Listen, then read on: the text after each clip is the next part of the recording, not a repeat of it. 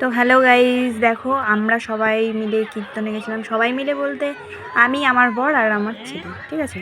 তো তিনজনে গেছিলাম কীর্তনে। কীর্তনে যাওয়ার পরে দেখি যে সেখানে বিশাল বড় মেলা লেগেছে। তো মানে এরকম মেলা কোথাও কোনো কীর্তনে আমি দেখিনি, ঠিক আছে। তো এটা হচ্ছে মহারাজার কীর্তনের মেলা। দেখো এখানে বাচ্চাগুলো কীভাবে লাফাচ্ছে। ছোট বাচ্চাকে উঠিয়ে দিয়েছে, বাবু তো ওঠার জন্য এখানে কান্নাকাটি, কিন্তু আমার তো ভয় লাগছে। কারণ কি, এই যে এই ছোট্ট বাচ্চাটাকে উঠাই দিয়েছে, ও তো দাঁড়াতেই পারছে না। ও সবাই বড় বড়রা যেগুলো আছে তারা দাঁড়িয়ে দাঁড়িয়ে লাফাচ্ছে, আর ওই ছোট বাচ্চাটা উঠতেই পারছে না। হ্যাঁ, তো এই কারণে বাবুকে আমি ভয়ে উঠাইনি। তো ও কান্নাকাটি করছিল যদিও।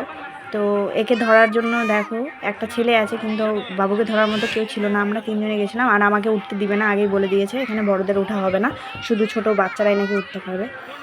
তো তারপরে দেখো এখানে মেলায় এতটুকু কীর্তনে এত বড় মেলা হবে সেটা তো ভাবিনি। নাগরদোলনা, তারপরে তোমার সেই বাচ্চাদের লাফানো, তারপরে ট্রেন গাড়ি, ব্রেক ড্যান্স, বিভিন্ন রকমের যেরকম সব মেলায় আসে আর কি। তো বাবু তো তারপরে এখানে ছোটো গাড়িটাতে উঠবে, ওখানে উঠতে দিলাম না বলে এখানে উঠবে ও জেদ, সেই জন্য ওকে উঠায় দেওয়া হলো।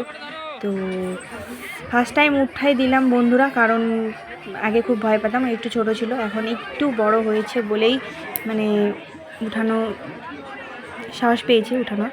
তো যাই হোক, ওখানে উঠায়ও খুব মজাই পেলো। প্রত্যেকবার যখন ঘুরছে আর